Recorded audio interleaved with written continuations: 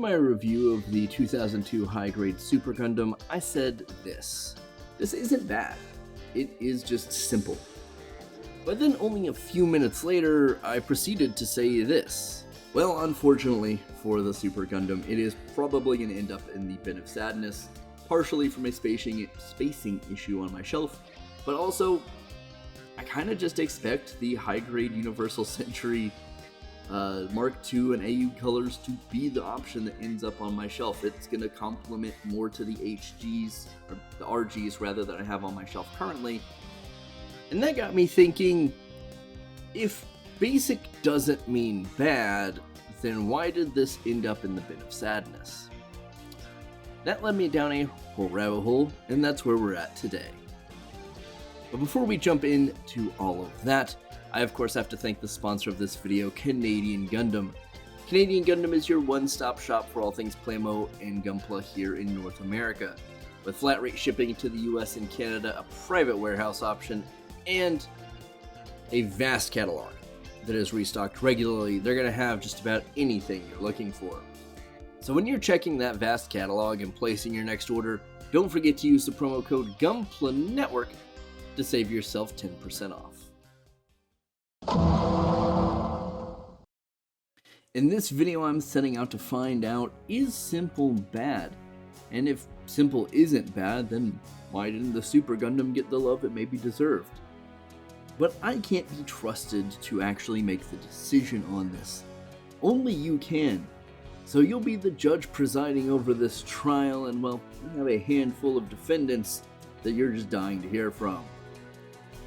Be sure as we go, let us know in the comments down below what verdict you're picking. The HG GM Custom stands accused of being the lesser version of the available model. With the HG GM Custom coming out 12 years after its master grade counterpart, one would think it's probably the superior version. However, a fair few would disagree with this sentiment. With no impressive engineering or massive improvements in the HG line in that 12 years, nothing really is drastically better about this than its master grade counterpart. Sometimes the best ability is availability. With the master grade not having a run recently, it's gotten hard to find and way more expensive. Sure, it may be technically better, but if it's going to cost you 4 to 5 times more and it's going to be a search, is it really that much better? On a solid kit with reasonable surface detailing, good proportions, and decent posability. The HG Age 1 Normal stands accused of being too kiddie of a design to make a good anime-accurate model kit. A common complaint lodged against the designs of Gundam Age is they're kid-friendly and far too simplistic to be a good model kit. The Master Grade Age 1 and Age 2 have a bunch of added surface detailing to make up for this, but the high grades don't. These designs just don't have the longevity to stay on a shelf in their high grade forms. Well, sure, the Master Grade Age 1 has those added markings. There's nothing wrong with a simple design like me. I'm the sports car version of the OG. My flattened vents on the front, exhaust pipes in the back, and spoiler, I'll stand out against anything else on your shelf. The high-grade After Colony Leo stands accused of being too simplistic in its original design to be a good model kit. Outside of army building, most grunt suits don't have the gravitas to carry space of their own on a shelf. The high-grade After Colony Leo is a prime example of this.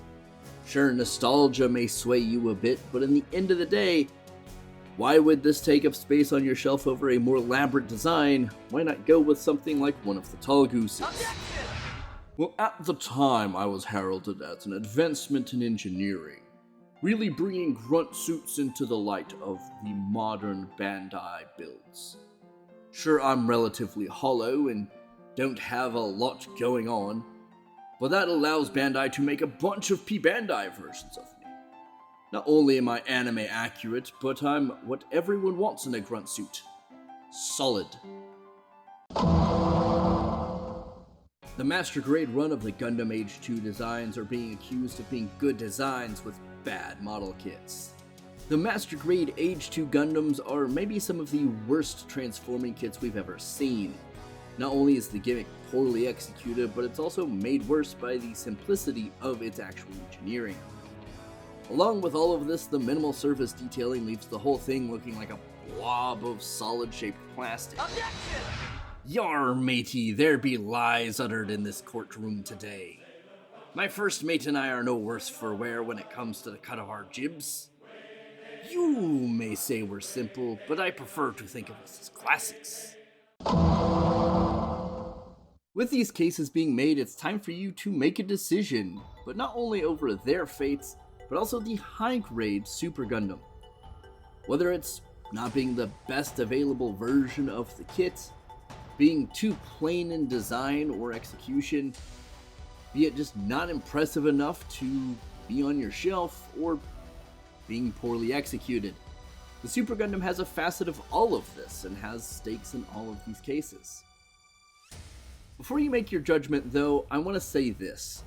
When we're looking at complex, whether this is engineering or surface detailing, I think we get a little lost in the sauce. I think we overlook how much proportions play into things and just never really mention them.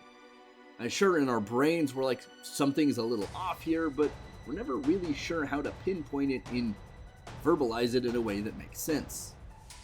Proportions play a much bigger role in how we see a kit than we even think. All of that to say, simple isn't bad. Simple is just dependent on the suit and the particular model kit. In my opinion, the 2002 high-grade Super Gundam is not a bad kit inherently, but there are better options available. Be this in visual presentation, proportion, surface detailing, engineering, or just your preference. For me, it doesn't really fit the context of my shelf, but if I didn't have the real grade Mark IIs up there already, this might have a spot up there. This would for sure end up in the not safe category if it hadn't ended up in the bin of sadness.